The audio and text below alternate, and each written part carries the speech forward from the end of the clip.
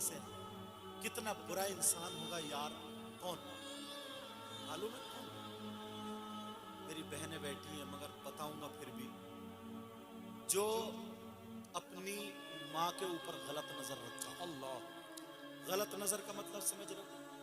जो बेटा माँ के साथ जिना करे, उससे बुरा कोई हो सकता है? अब मैं गलत नजर रखने को बोलूं तो बात पूरी समझोगे? बोलो, समझोगे ना?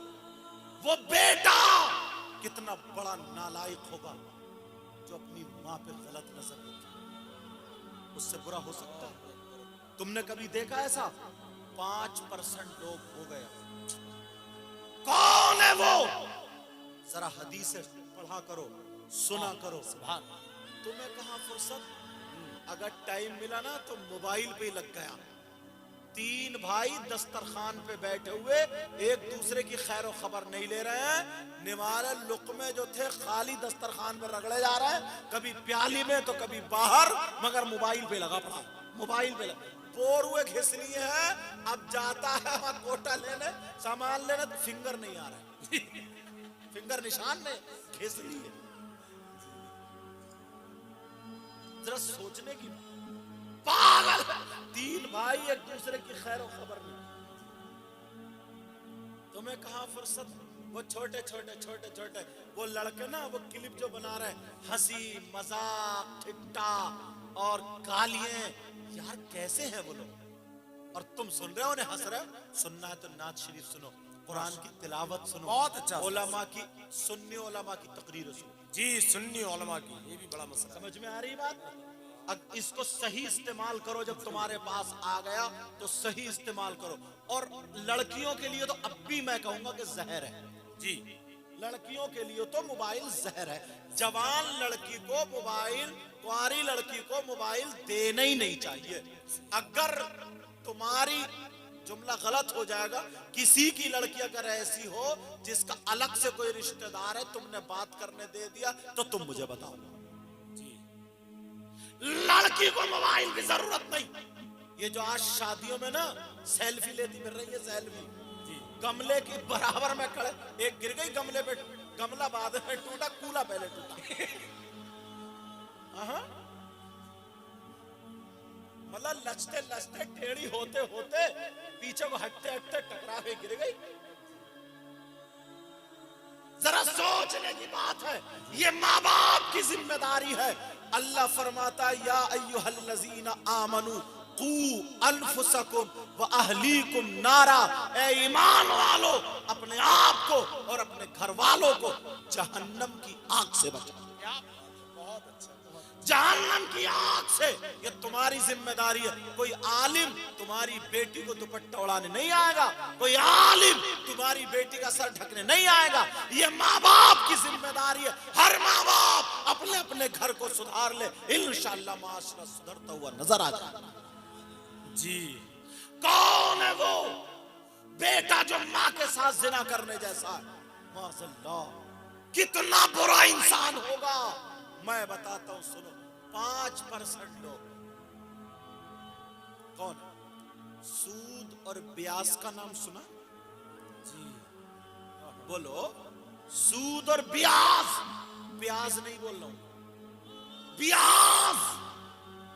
कुछ लोग दिल्ली जाते हैं कमाने, सट्टे पे सट्टा लगा रहे हैं, सट्टे पे सट्टा लगा रहे हैं। बोले कमाई बहुत अच्छी चल रही है।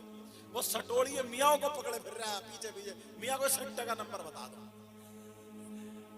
जी, और वो मियाँ भी उन्हीं सटोड़ियों से चल लिया। बड़ी पिटाई होगी इन दोनों की कब्र में, बहुत मारा जाएगा, एक दूसरे से चल रहे हैं। हाँ? मगर सोचने की बात है, गौर करने की बात है। लुकमा हराम का हमारे यहाँ से कमेटी चलती है, कमेटी, कमेटी तो जानते होगे, इधर खूब चलती है, इसलिए ये बात मैंने उठाई। जी हाँ, 20 लोग इकट्ठे हुए, 10-10 हजार रुपए इकट्ठे किए। अब उसकी पत्ती पड़ रही है, पत्ती थोड़ी बोली हो रही है। वो उठा रहा 1 लाख में, वो उठा रहा 90,000 में, वो उठा रहा 80,000 में, वो उठा रहा 70,000 में, बाकी 30 या 20 जो बच रहे हैं वो सब में बट रहा है। ये नाजायज और हराम, हराम है, ये सच है, ये नाजायज और हराम। बहुत अच्छा हजरत, बहुत अच्छा। हलाल खिलाओ बच्चों को, हलाल। बेशक बेशक, ताकि खून भी वैसे ही हो। जी, खून भी वैसे ही हो, और जमीन का कारोबार भी होता है। कुछ जमीन होती है रुपए फिराओ, देहाती जबान, उसका मतलब क्या, 1 एकड़ या 2 एकड़ जमीन ले ली 1 लाख में, 2 लाख में, 2 लाख में अगर ले ली 2 एकड़ जमीन, तो अब मैं उसे जोत रहा हूं, बो रहा हूं, जब तक वो 2 लाख रुपए पूरे वापस नहीं करेगा मैं जमीन नहीं छोड़ूंगा। ये भी जायज नहीं, हराम। हाँ अगर कमेटी 20 लोगों ने इकट्ठे होकर के 10-10 या 5-5 हजार जमा किए और पूरे के पूरे बगैर नफा नुकसान के, जिस भाई को जरूरत है उसका काम चलवा दो, अगले महीने में दूसरे का, उसके बाद दूसरे का, ये जायज है, ये जायज है। और वैसे ही तुमने जमीन अगर रहन पे ली, मतलब ये 1 लाख में 2 साल को या 3 साल को 5 साल को जितने भी तय हो जाए, ये जायज है। समझ में आ रही है? ये जायज है। जो नाजायज शक्ति वो मैंने बता दी। हराम का लुकमा खाने वालों, अब जरा सुनो, जो ब्याज और सूद का कारोबार करते हैं, सूद पे रुपया और ब्याज पे रुपया पैसा देते हैं, खाते हैं, खिलाते हैं, अब जरा उसके बारे में सुनो। 2 हदीसें हैं, नबी फरमाते हैं जो सूद और ब्याज है उसका जो गुनाह होता है, उस गुनाह के 70 हिस्से हैं, 70 दराजात हैं। एक हिस्सा ये है, एक हिस्सा ये है, एक हिस्सा ये है, एक दर्जा ये, एक दर्जा ये। दूसरी हदीस में 73 का जिक्र आया है, एक दर्जा ये, एक दर्जा ये, सारे हिस्से रखे हैं। नबी फरमाते हैं उन 70 दर्जों में सबसे छोटा वाला दर्जा जो है, सबसे छोटा वाला हिस्सा जो है, उस दर्जे का गुनाह और पाप ऐसा है जैसे सगे बेटे का मां के साथ जिना करना। अल्लाह, बोलो या अल्लाह मेरी तौबा।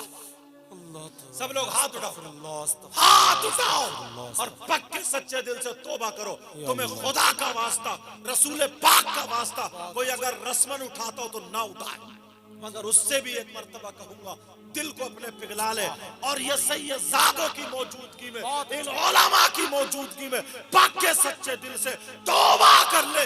इंशाअल्लाह आज के बाद ना तो झूठ बोलेंगे, आज के बाद ना गीबत करेंगे, आज के बाद ना हराम का लुकमा खाएंगे, ना किसी को सताएंगे, 5 वक्त की नमाज पढ़ेंगे। बोलो इंशाअल्लाह, इंशाअल्लाह, बोलो इंशाअल्लाह, इंशाअल्लाह। आखिरी बात बता दूं, फिर शायर इस्लाम।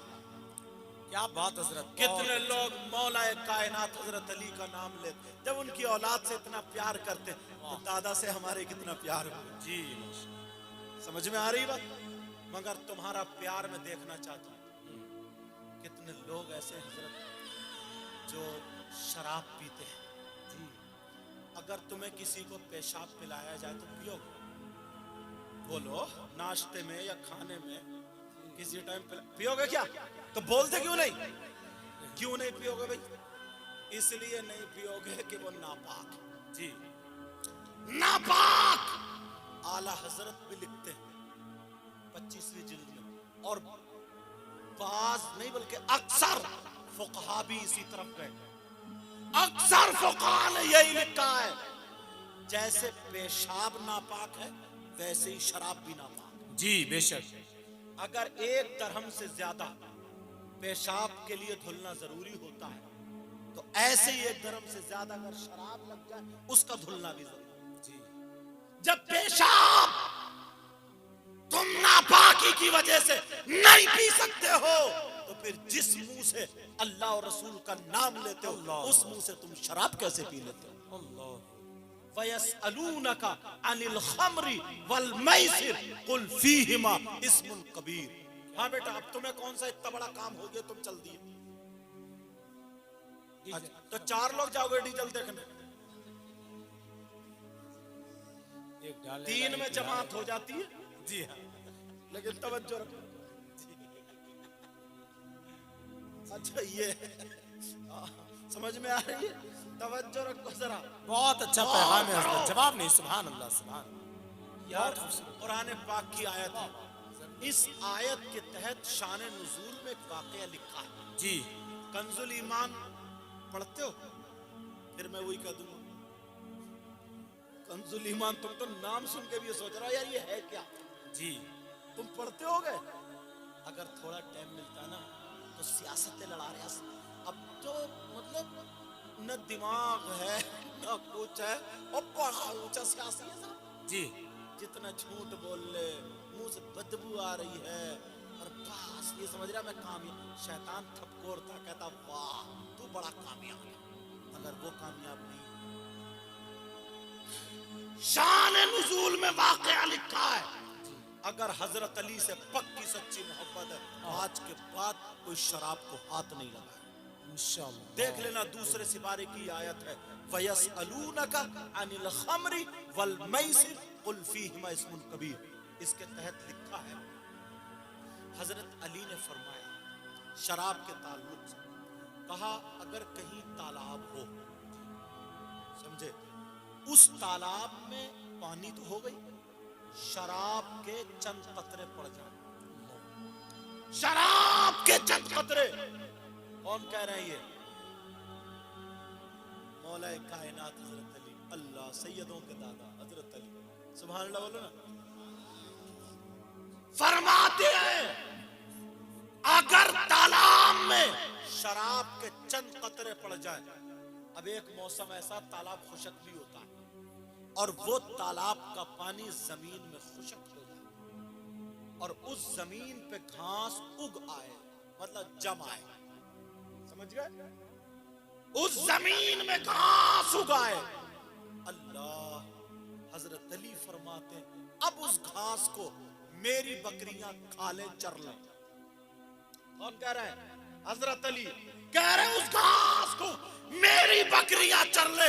हजरत अली अल्लाह रब्बुल इज्जत की कसम खा के कहते हैं, कसम है मुझे रब्बे जुल जलाल की, अली वो है कि अब उन बकरियों का दूध भी नहीं पिया। अल्लाहु अकबर, अल्लाहु अकबर, अल्लाहु अकबर, क्या बात है, अल्लाहु अकबर।